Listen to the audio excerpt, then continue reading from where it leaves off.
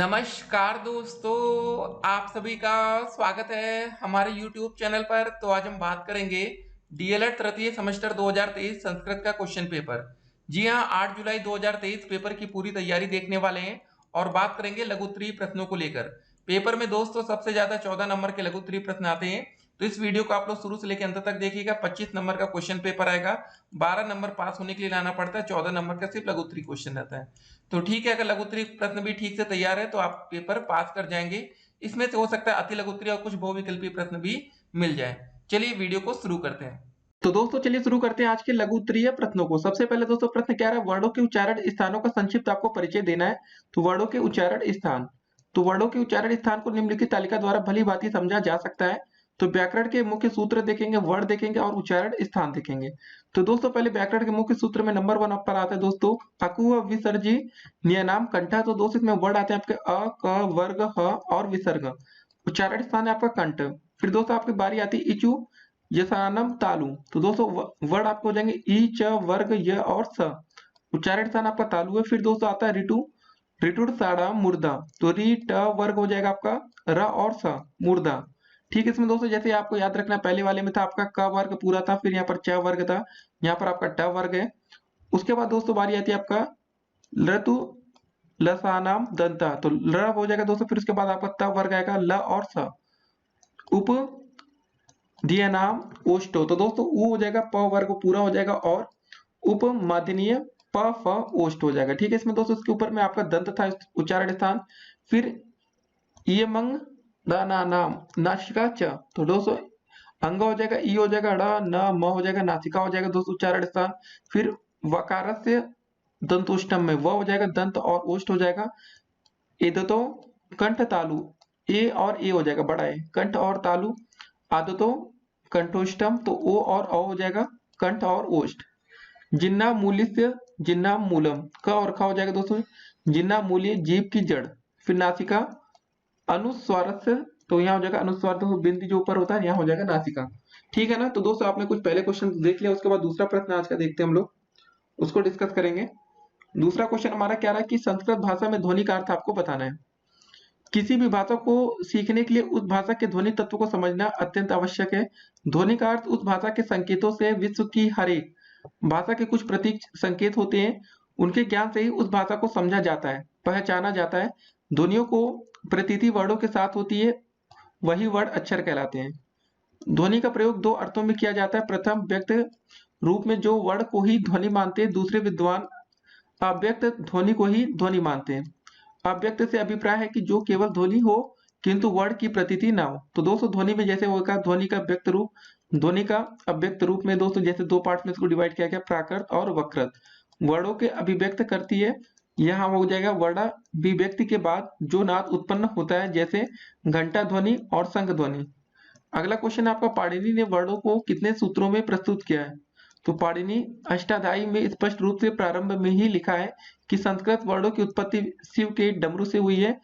उन वर्णों को पाणिनि ने 14 सूत्रों में प्रस्तुत किया है दोस्तों, जैसे आपका अ ई छोटा उ ड़ हो गया दोस्तों, फिर दूसरे में आता है री ल त। ठीक, तीसरा दोस्तों आपका ए होगा और दोस्तों आता है ए और औच आएगा। फिर पांचवा दोस्तों ह या व रट। छठा में दोस्तों लंग दोस्तों। सातवां में दोस्तों आता है इ और म, और आठवें में दोस्तों झ म इ। ठीक है ना। फिर दोस्तों नौवें में आता है घ ढ घ स। 10वें में ज व ग। 11वें में दोस्तों ख फ छ ठ थ च ट त और व। 12वें में दोस्तों क प य स। 13वें में दोस्तों आएगा आपका स स र, और 14वें में हल। इसको दोस्तों आप अच्छे से स्क्रीनशॉट लेकर इसको पढ़ सकते हैं, लिख कर याद करिएगा। फिर हमारा अगला प्रश्न क्या है कि वर्ण कितने प्रकार के होते हैं, आपको ये बताना। तो वर्णों के प्रकार, मूल रूप से वर्ण आपके दो प्रकार के होते हैं, स्वर और व्यंजन। स्वर वर्णों का उच्चारण स्वतंत्र रूप से होता है, किंतु व्यंजन के उच्चारण में स्वरों की सहायता लेनी पड़ती है। स्वरों को उच्चारित करने में जो समय लगता है उसके आधार पर दोस्तों ह्रस्व स्वर होता है, दीर्घ स्वर होता है, प्लुत स्वर होता है। ह्रस्व में अ ई उ री और र होता है। दीर्घ में दोस्तों आ ई उ री एवं ए ओ औ। प्लुत में दोस्तों ये आता है दोस्तों, आपको ये सब इसको ध्यान में आप रखना है। फिर अगला क्वेश्चन आपका उपयुक्त स्वर को उदात्त, अनुदात्त एवं स्वरित रूपों में भी उच्चारित किया जा सकता है। उदात्त में हम वर्णों का उच्चारण उच्च स्वर में करते हैं, अनुदात्त में मंद निचले भाग से तथा स्वरित में मध्यम अर्थात न बहु तीव्र और न ही बहुत मंद स्वर में करते हैं, अर्थात यह दोनों का सम्मिश्रण स्वर है। यह केवल दोस्तों वैदिक संस्कृत में प्रयुक्त होते हैं। फिर 25 स्पर्श व्यंजनों को भी वाग यंत्रों के आधार पर 5 वर्गों में व्यक्त किया जा सकता है। जैसे दोस्तों आपका आता है कंठ, कंठ आता है दोस्तों क ख ग घ अंग, क वर्ग हो गया दोस्तों। तालव्य दोस्तों आता है आपका च वर्ग, च छ ज झ य नहीं दोस्तों च छ ज झ तक है। फिर ट वर्ग आता है दोस्तों ट ठ ड ढ ड़। फिर दोस्तों आता है धनत्य में आता है आपका दोस्तों त थ द ध न।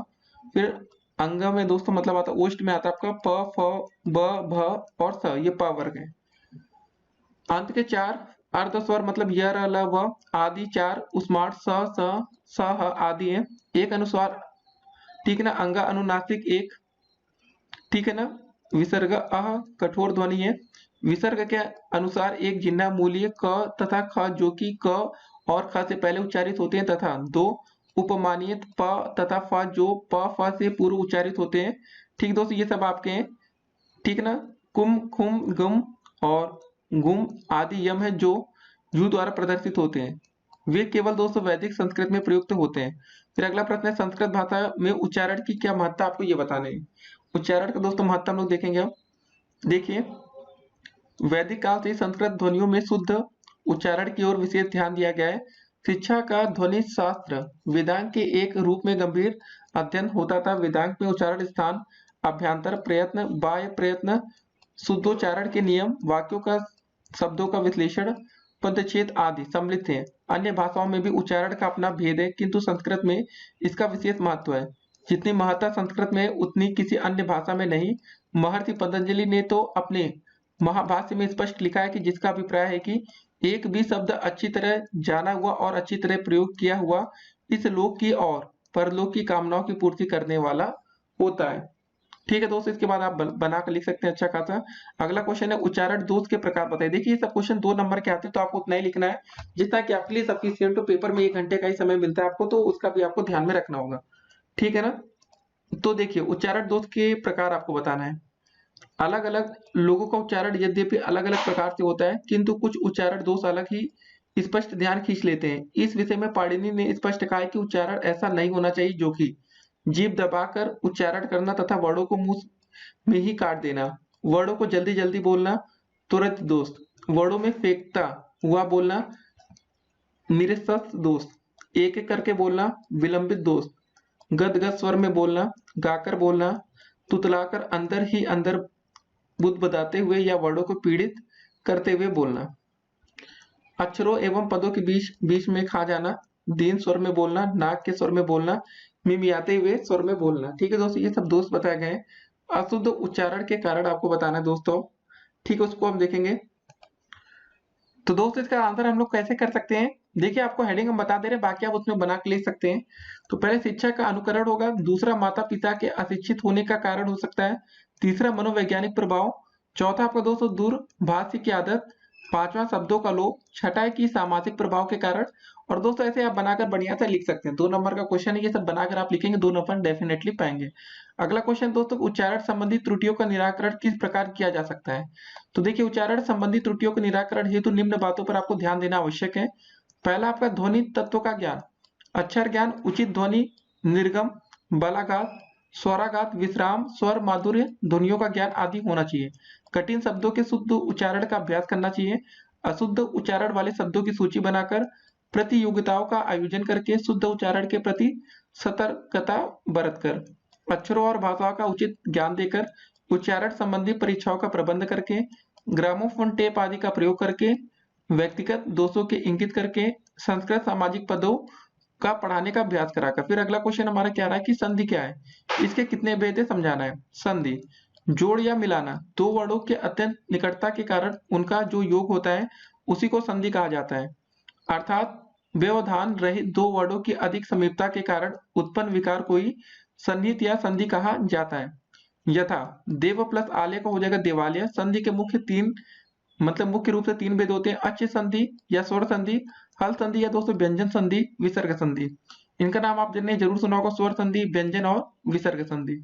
तो पहले दोस्तों बारी आती है आपकी अच्छ संधि या स्वर संधि। ठीक, जो आपका परस्पर 2 स्वर वर्णों या स्वर प्लस स्वर की अत्यंत निकटता से दोनों स्वरों के रूप में होने वाले परिवर्तन विकार को ही स्वर संधि कहा जाता है। विद्या प्लस आलय हो जाएगा विद्यालय। स्वर संधि के 7 भेद प्रचलित हैं, जिनमें से मुख्य 4 भेदों का निरूपण किया जाएगा। वे हैं दीर्घ संधि, गुण संधि, वृद्धि संधि, यड़ संधि, अयादि संधि, पूर्व रूप संधि और पर रूप संधि। फिर दूसरी दोस्तों बारी आती है आपके हल संधि की या व्यंजन संधि, जहां किसी व्यंजन का किसी बाद वाले व्यंजन वर्णों के साथ मेल होता है तथा परस्पर मिलने से जो परिवर्तन होता है उसे व्यंजन संधि कहते हैं। फिर दोस्तों तीसरा नंबर आपका विसर्ग संधि, जहां दोस्तों ये देख रहे हैं आप बिंदी से परे किसी स्वर या व्यंजन के होने पर जो विकार उत्पन्न होते हैं उसे विसर्ग संधि कहते हैं। अगला प्रश्न है कि समास क्या का मतलब क्या अर्थ है। समास विग्रह को समझाना, यह क्वेश्चन आ सकता है। द्वंद्व समास किसे कहते हैं, इसके कितने भेद होते हैं।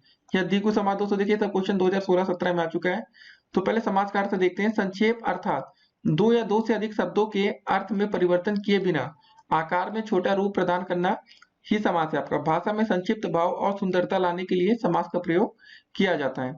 दो या दो से अधिक सार्थक शब्दों को मिलाकर एक समस्त सार्थक स्वतंत्र शब्द बने तो उसे समास कहते हैं। जैसे शुष्क पत्राड़ी, नव पुष्पाड़ी, मधुर स्वरे। समास विग्रह, समास के शब्दों को अलग अलग करके लिखना समास विग्रह कहलाता है। जैसे शुष्काड़ी, पत्राड़ी, नवानी पुष्पाड़ी, मधुरे स्वरे। समास विग्रह करने की दूसरी विधि इसी प्रकार है। शुष्काड़ी मतलब चतानी, पत्राड़ी नवानी चतानी, पुष्पाड़ी मधुरा चह सा स्वर मधुरा स्वर। समास विग्रह करते समय प्रथम पद को विभक्ति युक्त करके लिखा जाता है। समास के दोस्तों भेद देखते हैं पहले। द्वंद्व समास, समास आपके 6 प्रकार के होते हैं, ध्यान रखना है। द्वंद्व हो गया, द्विगु हो गया, कर्मधारय समास, तत्पुरुष समास, बहुब्रीहि समास और अव्ययी भाव समास। तो कोई ना कोई समास पेपर में आ जाता है आपके। तो पहले बात करेंगे हम लोग द्वंद्व समास की। इस समास के दोनों ही पद प्रधान होते हैं, दोनों पदों के बीच में, ठीक है ना, संबंध को जोड़ने के लिए दोस्तों किसका प्रयोग होता है, च का। देखिए याद रखिएगा हमेशा च जरूर आएगा। जैसे दोस्तों माता व पिता च ऐसे करके ना। तो जैसे दोस्तों आपका पितरों का हो जाएगा माता व पिता च, राम कृष्णों का हो जाएगा रामश्च कृष्णश्च। द्वंद्व समास के भेद दोस्तों देखते हैं। द्वंद्व समास आपके 3 प्रकार के होते हैं, इतरेतर द्वंद्व, समाहार द्वंद्व और एक शेष द्वंद्व। फिर बारी आती है आपके द्विगु समास की, जिसका पहला शब्द संख्यावाचक होता है उसे द्विगु समास कहते हैं। इस समास का प्रयोग समूह अर्थ में होता है। जैसे त्रयाणम लोकानम समाहारा मतलब त्रिलोकी, दशानम आननाम समाहारा मतलब दशाननम, पंचानन घटानम समाहारा मतलब हो जाएगा पंचवटी, त्रयाणम भुवनानम समाहारा हो जाएगा त्रिभुवनम। फिर कर्मधारय समास, जो सामासिक पद विशेषण विशेष से व उपमा उपमेय से मिलकर बनते हैं वे कर्मधारय समास कहलाते हैं। इसके दोनों पद प्रधान होते हैं तथा एक समास विभक्ति एवं वचन वाले होते हैं। जैसे आपका दोस्तों नील कमलम, महाजन, महापापा इत्यादि। कर्मधारय समास के 4 रूप होते हैं, विशेषण कर्मधारय, उभयपद विशेषण कर्मधारय, रूपक कर्मधारय और उपमान कर्मधारय। चौथा दोस्तों आता है तत्पुरुष समास। देखिए तत्पुरुष समास में उत्तर पद प्रधान होता है। प्रथम पद में द्वितीय से लेकर सप्तमी तक की विभक्तियां लगती हैं। इसका विग्रह विभक्ति के अनुसार ही किया जा सकता है। जैसे दोस्तों राजपुत्र, राजमंदिरम आदि। फिर तत्पुरुष के भेद देखते हैं दोस्तों, इसके निम्नलिखित भेद होते हैं। द्वितीय तत्पुरुष, इसके पहले पद में द्वितीय विभक्ति का प्रयोग होता है। उत्तर पद में कत प्रत्यांत होता है। जैसे दोस्तों गजम, आरूढ़ा, गजारूढ़ा। फिर शरणम प्लस आपन्नम मतलब हो जाएगा आपका शरणापन्न। कृष्ण प्लस श्रित, कृष्ण श्रित। फिर ग्राम प्लस गत हो जाएगा ग्रामगत। फिर तृतीय तत्पुरुष, इसके पहले पद में तृतीय विभक्ति का प्रयोग होता है। जैसे दोस्तों धनेन हीना, तो धन हीना हो जाएगा मासेन पूर्व का हो जाएगा मासो पूर्व, आचरेण कुशला का हो जाएगा आचार कुशला। ठीक है दोस्तों। फिर हो जाएगा आपका हरिड़ा त्रात का हो जाएगा हरित्रात। फिर बहुब्रीहि समास में दोस्तों देखिए इसमें दोनों पद प्रधान होते हैं तथा दोनों पद किसी तीसरे पद की विशेषता बताते हैं। जैसे दशानना। ठीक है भेद दोस्तों देखिए बहुब्रीहि समास के मुख्य 2 भेद होते हैं। ठीक है, समानाधिकरण और दोस्तों हो जाएगा आपका व्यधिकरण। छठा दोस्तों आता है अव्ययी भाव समास। इसमें पहला पद अव्यय या उपसर्ग होता है और यही प्रधान होता है। दूसरा पद संज्ञा शब्द होता है। इसका विग्रह उस अव्यय या उपसर्ग के अर्थ के अनुसार किया जाता है। समस्त पद नपुंसक लिंग एक वचन में होता है। इसके रूप नहीं चलते हैं, यह विभिन्न अर्थों के लिए प्रयोग किया जाता है। जैसे दोस्तों आपका हो जाएगा विभक्ति आदि प्लस हरो इति अधिहरि। फिर दोस्तों आगे आपका सामीप्य मतलब समीपता, उपकृष्णस्य समीपम, उपकृष्णम। तीसरा दोस्तों जैसे आपका हो जाएगा समृद्धि का हो जाएगा संपन्नता, मद्राड़ा समृद्धि समुद्रम। ठीक है ना, उसे दोस्तों आप इसको लिख सकते हैं। फिर अगला प्रश्न है द्वि शब्द का पुल्लिंग तथा स्त्रीलिंग में द्वितीय तथा चतुर्थी विभक्ति के रूप में आपको लिखना है।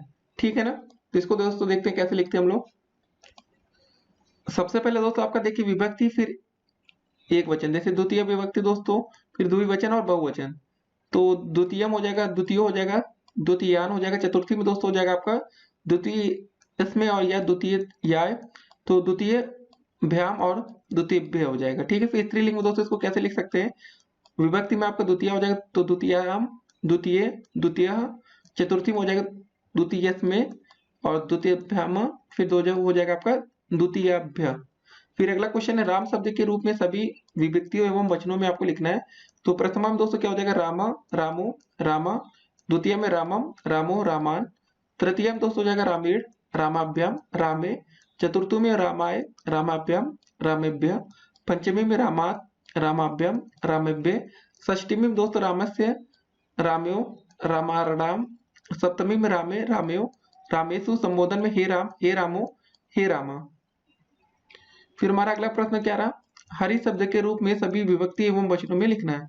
तो हरि शब्द, तो चलिए दोस्तों इसको देखते हैं। पहले प्रथमा में हरि हो जाएगा हरि, हरिया, हरिम, हरि, हरिम, हरिड़ा, हरिभ्याम, हरिभि, हरे, हरिभ्याम, हरिभ्य, फिर हरे हो जाएगा हरिभ्याम, हरिभ्य, फिर हरे, हर्यो, हरिडाम, हरो, हर्यो, हरिसु, हे हरि, हे हरि, हे हर्य। फिर हमारा अगला प्रश्न क्या रहा कि निम्नलिखित शब्दों के रूप में सभी विभक्तियों तथा सभी वचनों में लिखना है। तो गुरु, जगत और नदी का। ठीक है दोस्तों, इसको देखते हैं एक एक करके लिखेंगे हम लोग।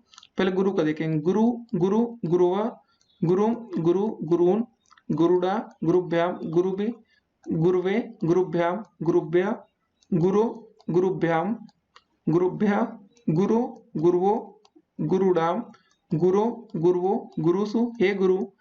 ठीक है ना, हे गुरु मतलब हे गुरु और हे गुरुआ। फिर बात आती है आपके जगत मतलब संसार। तो जगत, जगति, जगंती, जगत, जगति, जगंती। ठीक है, दो बार सेम।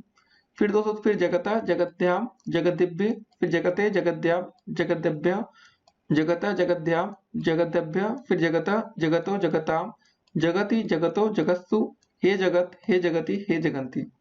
फिर दोस्तों बारी आती है आपकी नदी। तो नदी, नद्ये, नद्य, नदीम, नद्यो, नदी, नद्या, नदीभ्याम, नदी भी, फिर नद्ये, नदीभ्याम, नदीभ्य, नद्या, नदीभ्याम, नदीभ्य, फिर नद्या, नद्यो, नदीनाम, नद्याम, नद्यो, नदीषु, हे नदी, हे नद्यो, हे नद्या। फिर हमारा अगला प्रश्न है सर्वनाम शब्द क्या है। तो संस्कृत में सर्व आदि 35 सर्वनाम शब्द हैं। सर्वनाम शब्दों का संबोधन नहीं होता है। अस्मत् तथा युष्मत् के रूप में तीनों लिंगों में समान होते हैं, शेष के रूप में तीनों लिंगों में अलग अलग होते हैं। प्रमुख सर्वनाम शब्द निम्न है। तो सर्व, विश्व, उभय, उभ, अन्य, अन्यतर, इतर, ये सब दोस्तों सर्वनाम है। फिर अगला प्रश्न हमारा क्या है, इसको देखते हैं हम लोग। ठीक है ना, कि द्वि या संख्यावाचक शब्द के रूप में सभी विभक्तियों एवं वचनों में लिखना है। तो द्वि का दोस्तों देखते हैं केवल द्विवचन में। ठीक है ना, तो द्वय, द्वय, द्वय। ठीक है ना, पुंसक लिंग मतलब पुल्लिंग, स्त्रीलिंग और नपुंसक लिंग में। फिर द्वय, द्वय, द्वय, द्वाभ्याम, द्वाभ्याम, द्वाभ्याम दोस्तों। फिर देखिए द्वाभ्याम, द्वाभ्याम, द्वाभ्याम। इसको दोस्तों आप देखकर ऐसे बढ़िया से लिख लेंगे। षष्ठी में हो जाएगा द्यो, द्यो और द्यो, और सप्तमी द्यो, द्यो, द्यो। ठीक है, फिर अगला क्वेश्चन हमारा क्या है, संस्कृत में लकार का क्या अर्थ होता है, इसका वर्गीकरण भी आपको करना है। तो बारी आती है लकार की।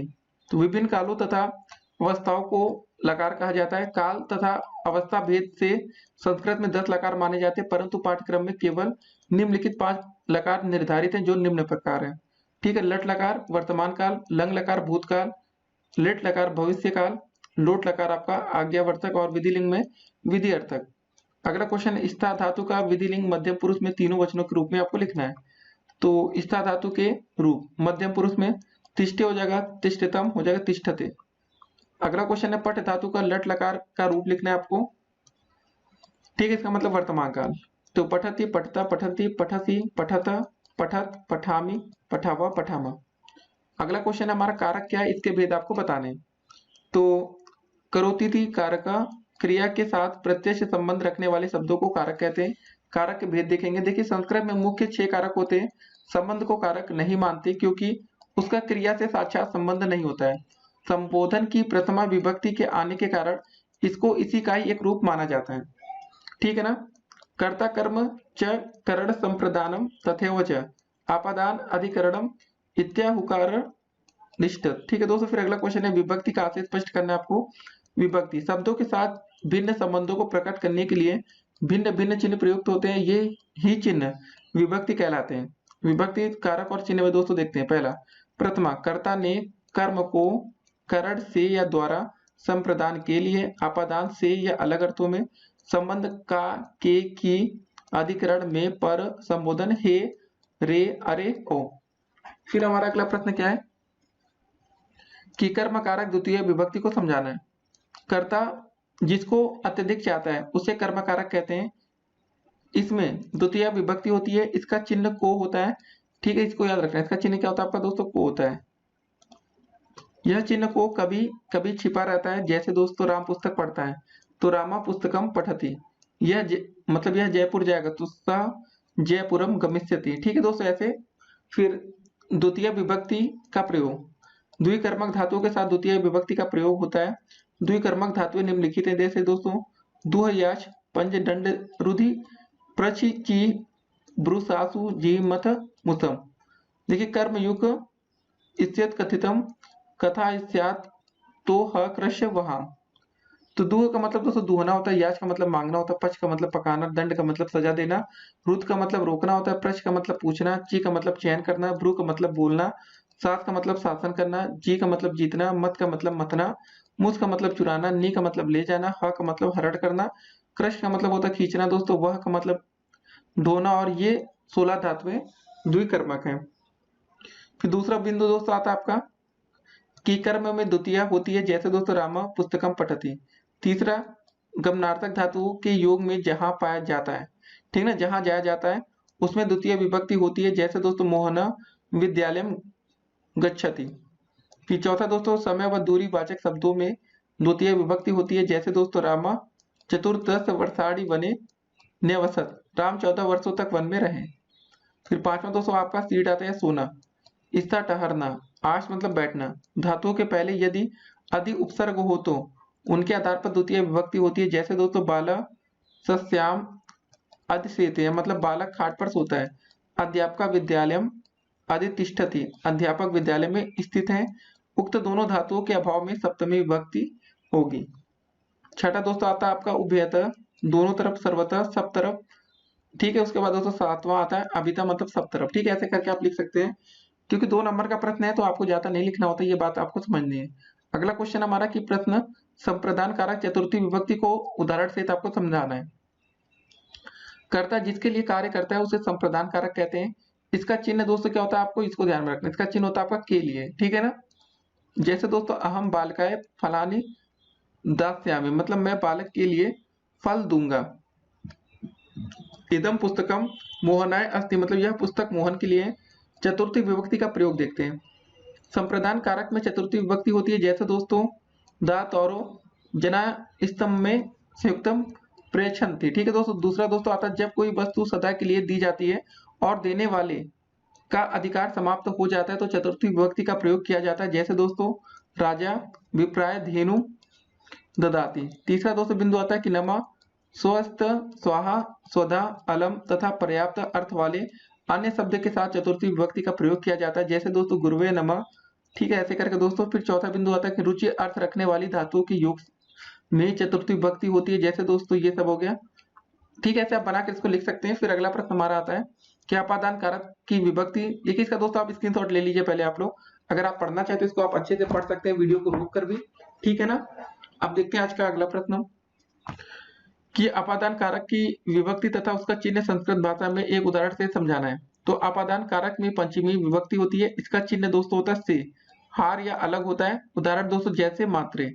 ठीक है, अगला प्रश्न है संबंध कारक षष्ठी विभक्ति को प्रयोग सहित समझाना है, जिसमें संज्ञा या सर्वनाम के जिस रूप में एक वस्तु या दूसरी वस्तु से संबंध ज्ञात हो उसे संबंध कारक कहते हैं। इसका चिन्ह का, के, की।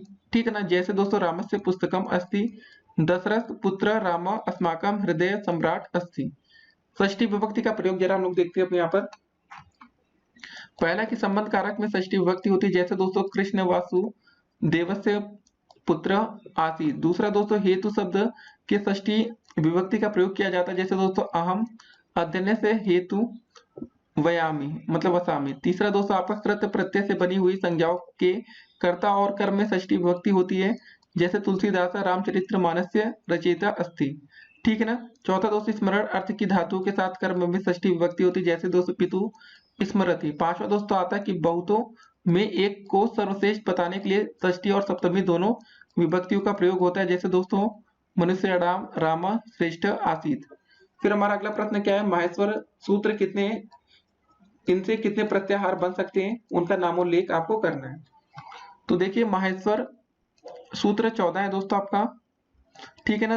तो आपके सामने 14 है, पहले आप देखिए इसका आप स्क्रीनशॉट लेकर इसको आप लिख लेंगे। जी हाँ दोस्तों, आप इसको लिख कर ही याद करेंगे तभी आप अच्छे से याद कर सकते हो। तो दोस्तों इसको आप वीडियो को रोकेंगे, लिखेंगे।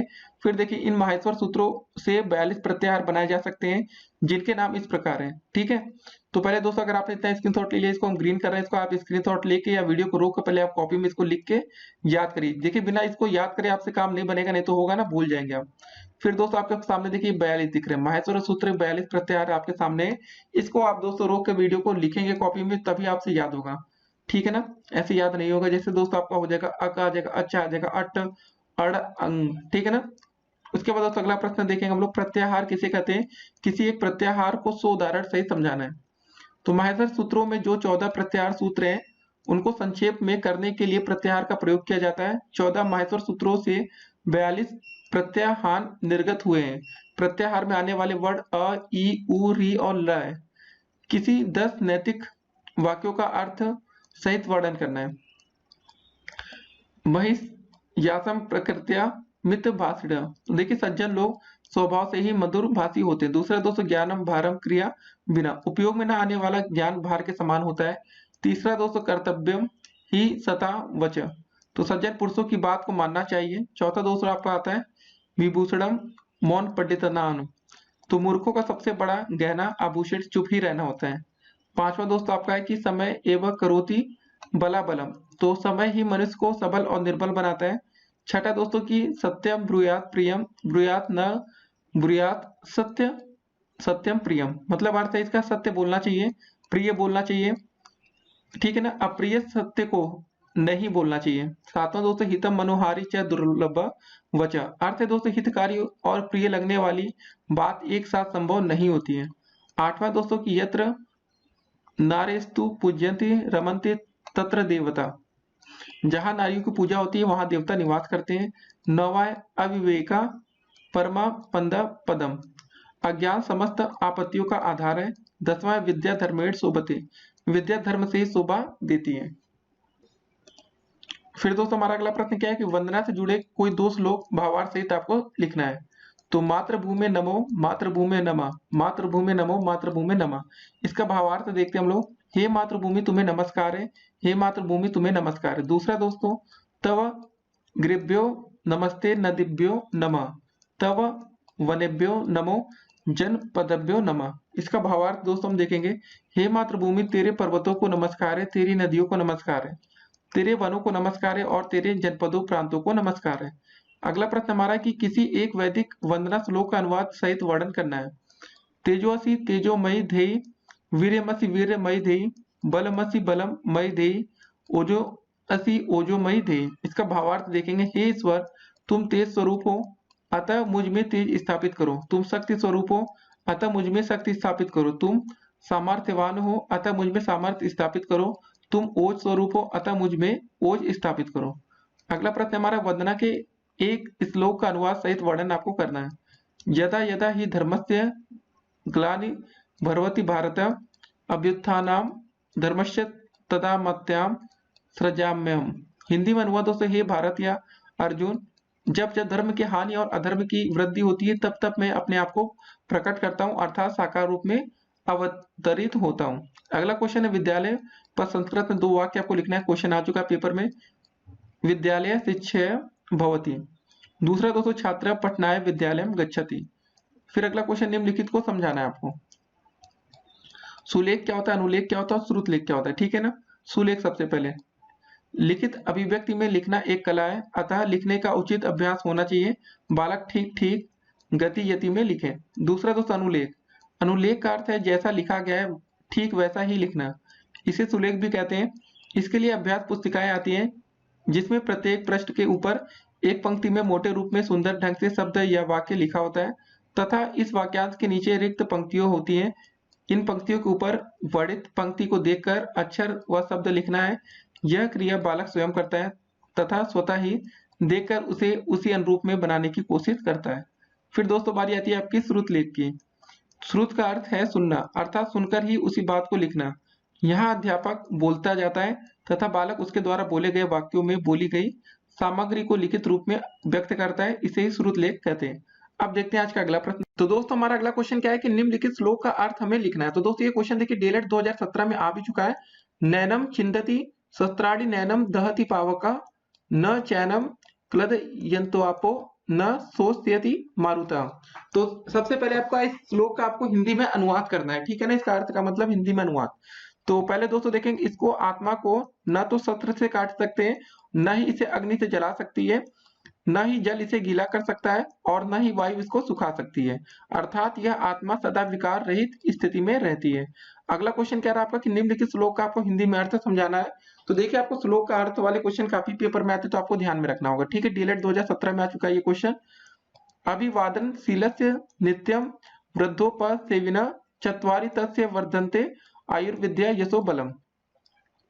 तो अभी वादनशील और नित्य बड़ों की सेवा करने वालों की आयु, विद्या, यश और बल, ये 4 चीज बढ़ते हैं। फिर अगला दोस्तों क्वेश्चन क्या है, निम्नलिखित श्लोक का आपको हिंदी में अर्थ फिर से लिखना है। डीएलएड 2018 में आया हुआ प्रश्न। तेजोसति तेजोमय धेयि वीर्यमसि वीर्यमयी धेयि बलमसि बलम मयि धेयि और ओजोअसि ओजोमय धेयि। हे ईश्वर तुम तेज स्वरूप हो अतः मुझ में तेज स्थापित करो, तुम शक्ति स्वरूप हो अतः मुझ में शक्ति स्थापित करो, तुम सामर्थ्यवान हो अतः मुझ में सामर्थ्य स्थापित करो, तुम ओज स्वरूप हो मुझ में ओज स्थापित करो। फिर दोस्तों अगला प्रश्न हमारा क्या रहा कि किन्हीं 10 वाक्यों का आपको हिंदी से संस्कृत में अनुवाद करना है, ठीक है ना। हिंदी से संस्कृत में अनुवाद। वह कान से बह रहा है तो श्रवण से वदिरा अस्ति, वृक्ष से पत्ते गिरते हैं, वृक्षात पत्राणि पंति, वह ब्राह्मण को दान देता है तो ब्राह्मणाय दानम ददाति। राधा गणेश को नमस्कार करती है, राधा गणेशाय नमः करोति। मैं राम के घर जा रहा हूँ, अहम रामस्य गृहम गच्छति। फिर दोस्तों हमारा अगला वाक्य है कि मोहन सोहन के साथ गांव जाता है, मोहन सोहनेन सह ग्राम गच्छति।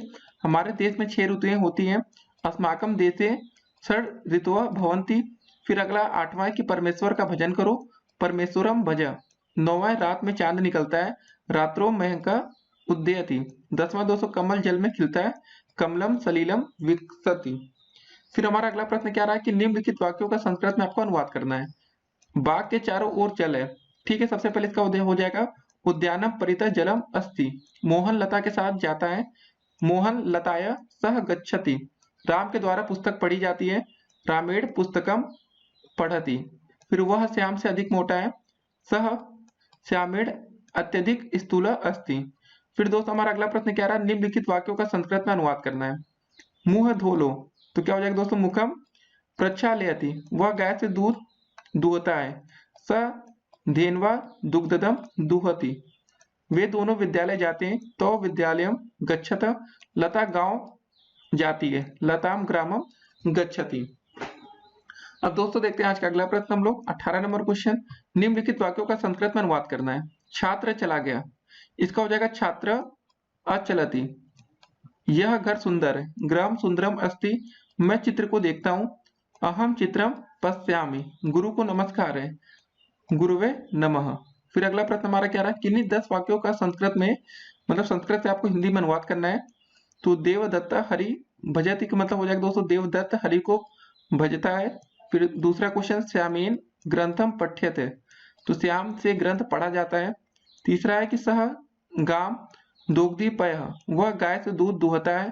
फिर चौथा है दोस्तों हरि बैकुंठम अधिसेते, यह अधितिष्ठति, तो हरि बैकुंठ में सोते हैं। 5वां आपका हरि बैकुंठम अधिवसति, तो इसका हो जाएगा हरि बैकुंठ में रहते हैं। 6ठा दोस्तों सर्वथा गुरु छात्र। देखिए आपको इसमें समझना है क्या है ये क्वेश्चन दोस्तों पेपर में ऐसे पूछा जा सकता है कि किन्हीं 10 वाक्य को आपको लिखना है और उसको आपको संस्कृत से हिंदी में अनुवाद करना। तो ये इस तरह के क्वेश्चन 2 नंबर में आ सकते हैं। तो ठीक है, आपका रिवीजन भी हो जाएगा। गुरु के सब और छात्र हैं। शालाम परितः उद्यानयम, पाठशाला के चारों ओर बगीचा है। ग्रामम निक्सा या समीपा नदी, ग्राम के पास नदी है। अंतरा त्वाम माँ हरि, तेरे मेरे बीच में हरि है। 10वां दोस्तों मातम आदि जगह हरि है, हरि महीने भर तक पड़ा। फिर अगला क्वेश्चन दोस्तों आता है हमारा उपसर्ग क्या है, इसको मतलब इनका धातुओं के साथ उपयोग किस प्रकार सुनिश्चित किया जा सकता है, आपको ये बताना है। सबसे पहले परिभाषा देखेंगे। ऐसे शब्दांश जो शब्द के पूर्व में जुड़कर उसके अर्थ में परिवर्तन कर देते हैं, कहीं कहीं विशेषता ला देते हैं और कहीं मात्र शोभावर्धक होते हैं, वे उपसर्ग कहलाते हैं। जैसे दोस्तों हार शब्द के पूर्व में अलग अलग उपसर्ग लगाने से उसके भिन्न भिन्न अर्थ प्रकट होते हैं। जैसे दोस्तों आहार में प्र जोड़ देते तो प्रहार हो जाता है, वी जोड़ देते तो विहार हो जाता है, आ जोड़ देते तो हमारा आहार हो जाता है। संस्कृत में उपसर्गों की संख्या 22 है। प्र, परा, अप, सम, अनु, अव, निस, निर, दुस, दुर, विंग, आंग, आ, नि, अधि, अपि, अति, सु, उत, अभि, प्रीति, परि, उप। देखिए दोस्तों धात्वार्थ बाधते, कश्चित कश्चित, तम नुक्तर्तते, तमेव विशिष्ट, मष्टमन्यम उपसर्ग, गति सुधा। धातु के साथ उपसर्ग लगाने से 3 परिवर्तन संभव होते हैं।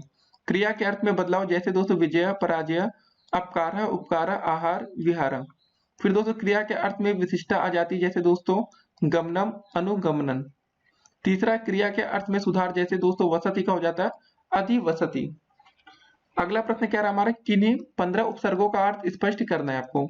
उपसर्गों का अर्थ सबसे पहले दोस्तों बारी आती है आपकी प्र की। प्र में अधिक, अतिशय, उत्तम आदि का अर्थ हो गया, और उदाहरण प्रसार हो गया, प्रमाणम, प्रहार, प्रकार। फिर दोस्तों बारी आती है परा की, विपरीत हो गया इसका अर्थ पश्चात, पीछे, तो पराभव, पराक्रम, पराजय, पराकाष्ठा। फिर अप आता है दूर करना या निंदा, बुरा, अभाव, अपराध या अपमान, अपकर्ष, अपवाद।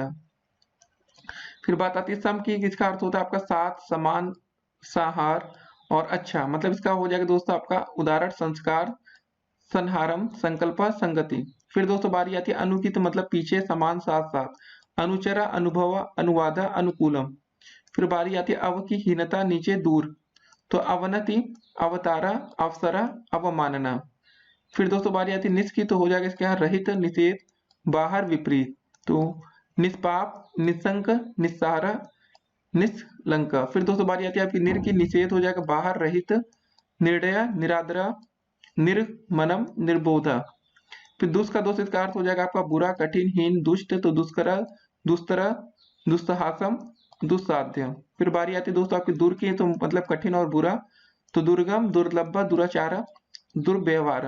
फिर बारी आती है विव की, मतलब रहित, विपरीत, विशिष्ट, वियोग, विनय, विशिष्ट, विगत। फिर दोस्तों आती है बारी आन की या आ की दोस्तों, तो हो जाएगा तक या पर्यंत, कम, तो आजन्म, आजीवनम, आकर्षणम, आमरण। फिर दोस्तों बारी आती है नी की, तो मतलब निषेध या नीचे का अर्थ हो जाएगा, तो इसमें निधि हो जाएगा निवाकर। ठीक है, फिर दोस्तों बारी आती है अधि की, तो ऊपर है, श्रेष्ठ, विषय में अध्यक्षता, अधिपति। आपी का दोस्तों हो जाएगा निकट, मतलब अभिधानम या अपिनाम। अगला प्रश्न हम लोग देखेंगे क्या है, तब्य, तब्य तथा अनियर या अनिय प्रत्ययों का उपयोग मतलब प्रयोग किसी लकार में किया जाता है, दोनों प्रत्ययों को सोदाहरण समझाइए। क्वेश्चन दोस्तों डीएलएड 2017 में आ चुका है।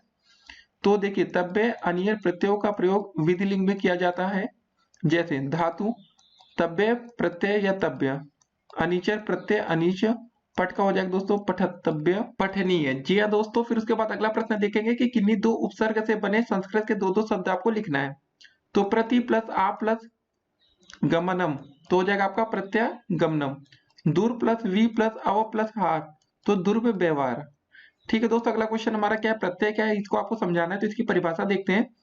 प्रतीयते, विधीयते इति प्रत्यय, अर्थात ऐसे शब्दांश जो धातु के अंत में जुड़कर उसके अर्थ में परिवर्तन कर देते हैं अथवा सुंदरता प्रदान करते हैं, वे प्रत्यय कहलाते हैं। जैसे दोस्तों आपका लिखिता आदि।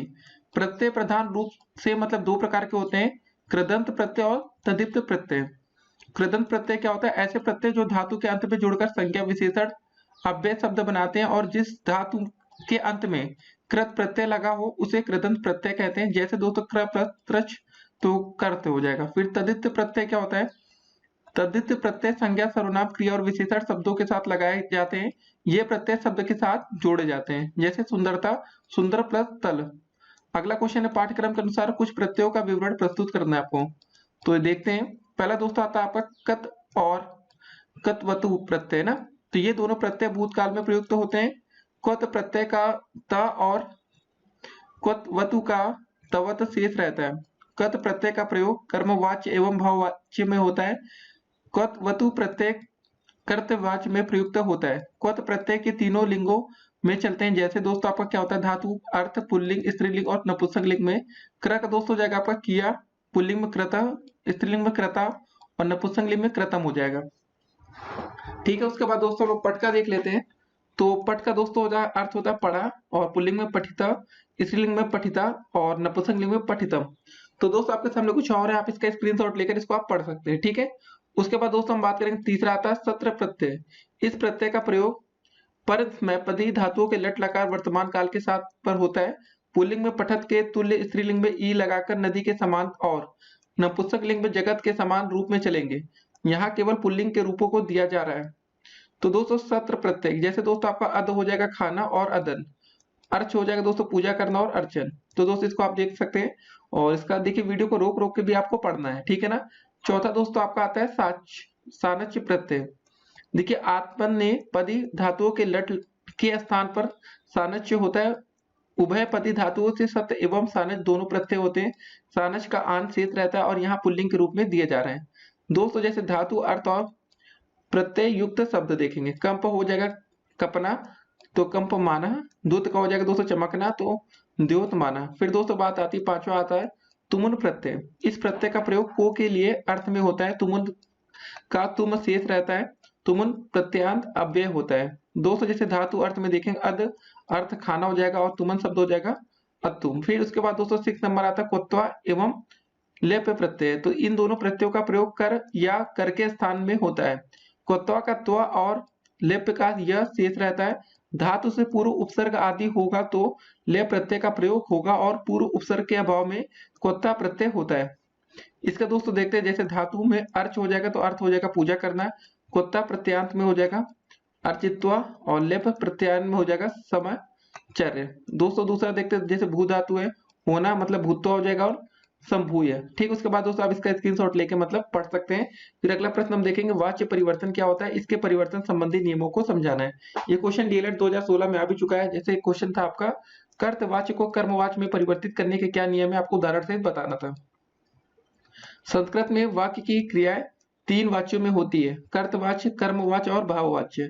सकर्मक धातुओं की क्रिया 2 वाच्यों में कर्तवाच्य एवं कर्मवाच्य में होती है। तो कर्तवाच्य क्या होता है, देखिए इसमें कर्ता में प्रथमा तथा कर्म में द्वितीय विभक्ति होती है। जैसे देवदत्ता ग्रामम गच्छति, रमा ग्रंथम पठति। कर्मवाच्य में इसमें कर्म में प्रथमा तथा कर्ता में तृतीय विभक्ति होती है। इन दोनों वाच्यों में क्रिया प्रथमांत पद के अनुसार होती है। जैसे देवदत्तेन ग्राम गम्यते, रमया ग्रंथा पठ्यन्ते। ठीक दोस्तों, फिर उसके बाद बारी आती है आपके भाववाच्य की। इसमें कर्ता में तृतीय विभक्ति होती है तथा क्रिया आत्मनेपदी प्रथम पुरुष एक वचन को ही होती है। जैसे देवदत्तेन हस्यते शिशुना रुद्यते। फिर कर्तवाच्य से कर्मवाच्य में बदलते समय प्रथमा, ठीक है ना, प्रथमांत कर्ता में तृतीय विभक्ति लगाना चाहिए तथा द्वितीयांत कर्म में प्रथमा विभक्ति होती है। जैसे दोस्तों देखिए देवदत्त ग्रामम गच्छति का हो जाएगा देवदत्तेन ग्राम गस्यते। ठीक है दोस्तों, आपने देखा क्या चेंज हुआ। फिर उसके बाद दोस्तों जैसे आपके सीता ग्रंथम पठति का हो जाएगा सीतया ग्रंथ पठ्यते।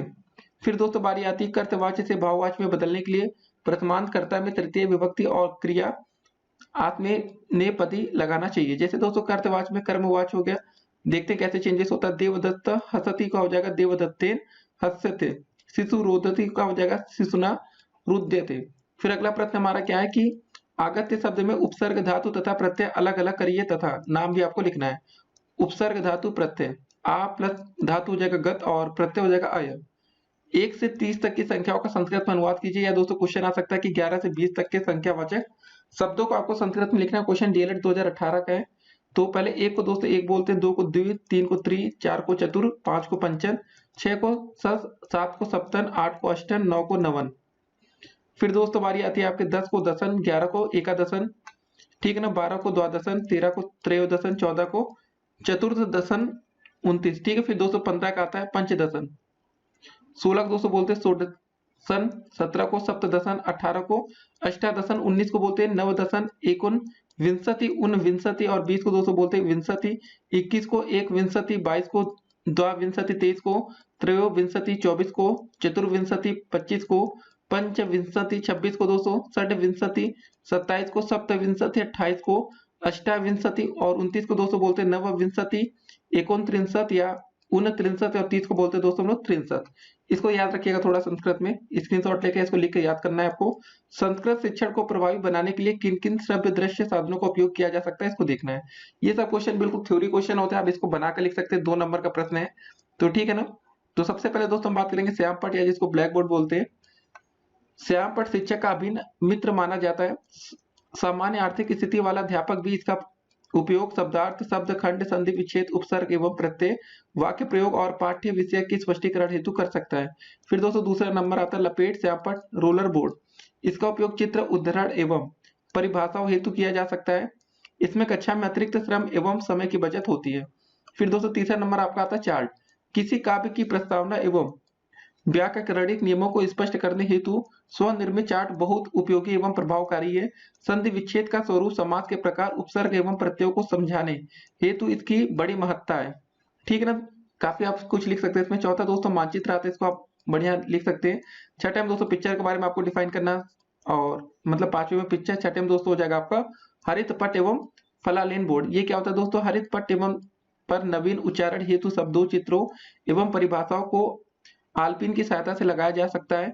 इसकी भांति दोस्तों, ठीक है ना, इस भांति फलानेन बोर्ड पर कागज के चित्रों, प्रमुख धातुओं, संधि के भेदों आदि को रेगमाल से नीचे कागज को घिसकर चिपकाया जा सकता है। फिर हमारा अगला प्रश्न क्या है, सस्वर पठन के उद्देश्य आपको लिखने हैं। तो इसके उद्देश्य देखिए, पढ़ते समय स्वरों के उतार चढ़ाव तथा विराम आदि का ध्यान रखना। दूसरा दोस्तों, पढ़े हुए विषयों को छात्र दूसरों को भी समझा सके, इतनी क्षमता उत्पन्न करना।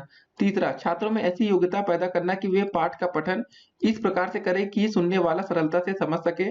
चौथा दोस्तों, सस्वर पठन से छात्रों की झिझक दूर होती है, ठीक है, निडरता आती है, आत्मविश्वास का गुण पैदा होता है। उसके बाद हमारा अगला प्रश्न क्या रहा है कि निम्नलिखित शब्दों की संधि विच्छेद कीजिए और संधि का नाम भी दोस्तों आपको लिखना है। देखिए अच्छा क्वेश्चन है। जैसे आप हिमालय का दोस्तों हो जाएगा हिम प्लस आले, इसमें दीर्घ संधि है। दैत्यारी का हो जाएगा दैत्य प्लस अरि, दीर्घ संधि। कविंद्रा का दोस्तों कवि प्लस इंद्रा, दीर्घ संधि। यद्यपि दोस्तों यदि प्लस अपि, यड़ संधि। प्रत्येकम का दोस्तों हो जाएगा प्रति प्लस एकम, यड़ संधि। गणेशा का दोस्तों हो जाएगा गढ़ प्लस ईसा, गुड़ संधि। महेशा का दोस्तों हो जाएगा महा प्लस ईसा, गुड़ संधि। सदैव का दोस्तों हो जाएगा सदा प्लस एव, वृद्धि संधि। अगला क्वेश्चन हमारा क्या रहा है कि निम्नलिखित शब्द रूपों के विभक्ति और वचन आपको लिखने हैं। जैसे दोस्तों हो जाएगा आपका पितरन का हो जाएगा द्वितीय विभक्ति बहुवचन, पितरी का हो जाएगा दोस्तों सप्तमी विभक्ति एक वचन, गुरु का हो जाएगा प्रथमा और द्वितीय विभक्ति द्विवचन, गुरुवे का हो जाएगा चतुर्थी विभक्ति एक वचन, गुरु का हो जाएगा दोस्तों सप्तमी एक वचन, गोभी का हो जाएगा दोस्तों तृतीय बहुवचन, गवो का हो जाएगा षष्ठी सप्तमी द्विवचन। फिर राजाना का प्रथमा बहुवचन, राज्ञाम का षष्ठी बहुवचन, भगवद्यव्य का हो जाएगा चतुर्थी पंचमी बहुवचन, करी का हो जाएगा प्रथमा एक वचन, ठीक है ना, वध्वाम का हो जाएगा सप्तमी एक वचन, वरीड़ी का हो जाएगा प्रथमा द्वितीय बहुवचन, मनसा का हो जाएगा आपका तृतीय एक वचन, मधु का हो जाएगा प्रथमा द्वितीय एक वचन, नामनी का हो जाएगा प्रथमा द्वितीय द्विवचन, नामना का दोस्तों हो जाएगा षष्टमी मतलब पंचमी षष्ठी एक वचन, यह का दोस्तों हो जाएगा तृतीय बहुवचन, कासुच का हो जाएगा सप्तमी बहुवचन, अन्य का हो जाएगा तृतीय एक वचन, वाम का हो जाएगा तृतीय चतुर्थी षष्ठी द्विवचन, त्वत का हो जाएगा पंचमी एक वचन, न का हो जाएगा द्वितीय चतुर्थी षष्ठी बहुवचन, मे का हो जाएगा चतुर्थी षष्ठी एक वचन। अगला प्रश्न हमारा क्या है कि निम्नलिखित, ठीक है ना, इसको देखते हैं। वाक्यों में रेखांकित पदों को चुनकर लकार पुरुष वचन आपको लिखना है। जैसे पहला क्वेश्चन है सह पुस्तकम अलबत, तो दोस्तों देखिए इसमें क्या हो जाएगा, लंग लकार होगा, प्रथम पुरुष होगा और एक वचन होगा। रामा पुस्तकम पठति, तो दोस्तों जो पठति का हो जाएगा हमारा ये लट लकार है, प्रथम पुरुष है एक वचन। फिर मोहना स्वः ग्रामम गमिष्यति, तो गमिष्यति को दोस्तों देखते हम समझ जाएंगे, लट लकार है प्रथम पुरुष एक वचन। फिर माता तंडुलान ओदनम पचती, तो देखिए पचती दोस्तों ये आपका लट लकार है प्रथम पुरुष एक वचन है। फिर युवा गंत्या अभ्रमतम, तो दोस्तों आपका अभ्रमतम आपका लंग लकार है मध्यम पुरुष से द्विवचन है। फिर आपका नरा धर्मस्य आचरण कुर्यु, तो दोस्तों आपका जो कुर्यु हो जाएगा विधिलिंग हो जाएगा, प्रथम पुरुष बहुवचन हो जाएगा। फिर वृक्षात फलानी पतंतु, तो देखिए पतंतु आपका लोट लकार होगा प्रथम पुरुष बहुवचन हो जाएगा। फिर पत्नी पत्या अनुगामिनी भवेत, तो दोस्तों जो आपका भवेत है वो विधिलिंग होगा प्रथम पुरुष एक वचन। ठीक है ना। फिर हमारा अगला प्रश्न क्या रहा, निम्नलिखित वाक्यों में रेखांकित पदों में समास अथवा विग्रह करके उस मतलब उत्तर पुस्तिका में आपको लिखना है। क्वेश्चन है जना देशस्य भक्तान पूजयन्ति, तो दोस्तों इसका देखिए जो आपका हो जाएगा देशस्य भक्तान, इसमें देखिए अंडरलाइन है ना, इसी को दोस्तों आपको बताना है समास या विग्रह, तो देश भक्तान। फिर माता च पिता च आगच्छत, तो माता च पिता च का हो जाएगा दोस्तों माता पितरों। नीलकंठ हिमालय वसति, तो नीलकंठा का हो जाएगा आपका नीलकंठ यस्य स पीतम अंबरम धारयति, तो दोस्तों पीतम अंबरम को हो जाएगा पीतांबरम। फिर सह एव धन्य यह शरणम आगतस्य रक्षाम करोति, तो दोस्तों इसका क्या हो जाएगा शरणम आगतस्य का हो जाएगा शरणागतस्य। मधुरम वचनम विना भाषणम व्यर्थम एवं अस्ति, तो दोस्तों मधुर वचनम का हो जाएगा आपका मधुरम वचनम। ठीक है। फिर अगला आपका पीताम्बर कुत्र न वसति, तो देखिए पीताम्बर का हो जाएगा आपका पितानी अंबराड़ी यस्य स पश्यतु इदम सचित्रम पुस्तकम का हो जाएगा दोस्तों आपका यहाँ पर सचित्रम का चित्र सहितम। फिर हमारा अगला प्रश्न क्या रहा कि वाक्यों के रेखांकित पदों में कारक विभक्ति का नाम लिखिए तथा विभक्ति प्रयोग के नियम स्पष्ट आपको करना है। सह पत्रम लिखति, तो देखिए दोस्तों यहाँ पर हो जाएगा कर्माणि द्वितीया से कर्म पत्रम में द्वितीया है। फिर अगला सह पापात जुगुप्सते, तो देखिए यहाँ पर जो आपका है जुगुप्सा के योग में पापात में पंचमी विभक्ति है। शिल्पा कुसुमानी चिनो, तो देखिए यहाँ पर ची धातु के योग से कुसुमानी में द्वितीय विभक्ति है। ऐसे दोस्तों आपको लिखना पड़ेगा पेपर में। सह भवनात् निश्चरति, तो देखिए दोस्तों अलग होने के अर्थ में अपादाने पंचमी से भगव मतलब भवनाथ में पंचमी विभक्ति है। उसके बाद दोस्तों अगला क्वेश्चन हम लोग देखते हैं कि सह ब्रवेड तापस अस्ति, तो देखिए आपका करण कारक में द्वारा अर्थ में प्रभावेड़ में तृतीय विभक्ति है। फिर आपका कृष्णम परिता गोपा विद्यन्ते, तो दोस्तों यहाँ परिता के योग में कृष्णम में द्वितीय विभक्ति है। फिर क्षुदिताय भोजनम देयम, तो यहाँ पर दोस्तों दा धातु के योग में संप्रदान कारक में क्षुदिताय में चतुर्थी विभक्ति है। फिर उसके बाद दोस्तों अगला हमारा है रजकस्य वस्त्रम ददाति, तो यहाँ अस्थायी रूप से वस्त्र दिए जाने के कारण रजकस्य में षष्ठी विभक्ति है। फिर हमारा अगला प्रश्न क्या है इसको देखते हैं हम लोग। जैसे क्र धातु के रूप में सभी विभक्तियों एवं वचनों में आपको लिखना है, तो ये अच्छा क्वेश्चन है दोस्तों। लट लकार में देखिए वर्तमान काल में पहले देते क्र धातु, ठीक है ना। तो प्रथम पुरुष में जैसे करोति करुतः कुर्वन्ति, करोसि कुरुतः कुरुत, करोमि कुर्व कुर्म। फिर लोट लकार में दोस्तों क्या हो जाएगा जैसे करोतु या कुरुतात कुरुताम कुरुवन्तु, कुरु या कुरुतात कुरुतम कुरुत, करवाड़ी करवाओ करवाम। फिर दोस्तों लिंग लकार या विधि संभावना कुर्यात कुर्यताम कुर्यु कुर्या कुर्यतम कुर्यात या कुर्याम कुर्याव कुर्याम। फिर लिंग लकार दोस्तों ये आ जाएगा आपका भूतकाल में जैसे दोस्तों, ठीक है ना। अकरोत अकुरुताम अकुर्वन अकरो अकुरतम अकुरत अकरवम अकुर्व अकुर्म। फिर लट लकार भविष्य काल में दोस्तों करिष्यति करिष्यत करिष्यन्ति करिष्यसि करिष्यत करिष्यत करिष्यामि करिष्याव करिष्याम। अगला क्वेश्चन दोस्तों हमारा कि पट धातु के रूप में सभी विभक्ति एवं वचनों में लिखिए। दोस्तों ये इंपॉर्टेंट हो सकता है, आपने इसको पढ़ा भी होगा। तो पठति पठता पठंती, पहले आपका लट लकार है, पठति पठत पठत पठामे पठावा पठामा, ठीक है। लोट लकार में दोस्तों हो जाता है आपका पठतु पठताम पठंतु पठत, ठीक है ना। पठतम पठत पठानी पठावा पठाम। फिर लिंग लकार दोस्तों ये आ जाएगा विधि संभावना में पठेत पठेताम पठेयु पठे पठितम पठेत पठेयम पठेव पठेम।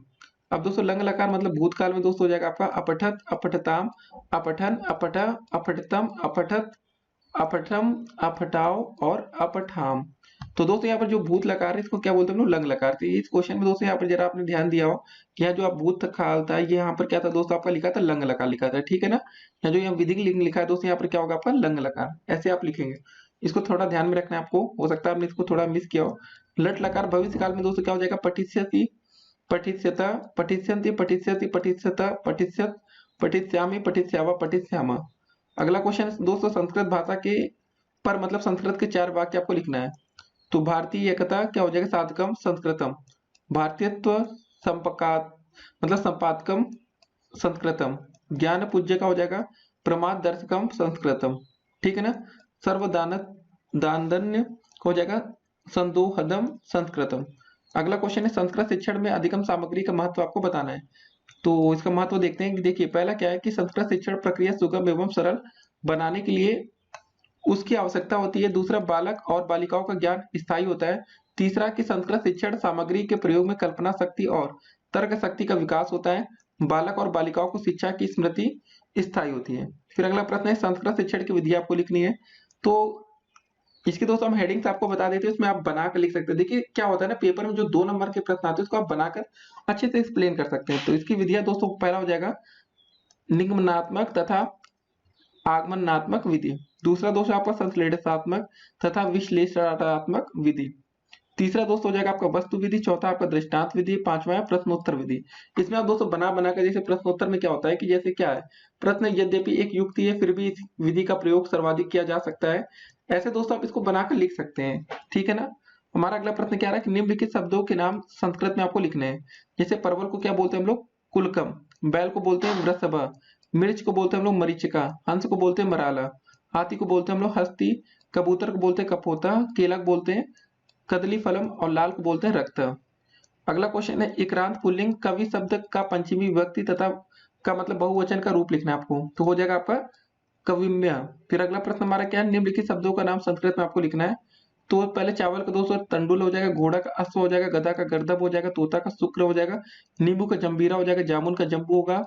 बगुला का वक हो जाएगा। काला का श्यामा होगा। अगला दोस्तों क्वेश्चन अनुकरण वाचन का उद्देश्य आपको लिखना है।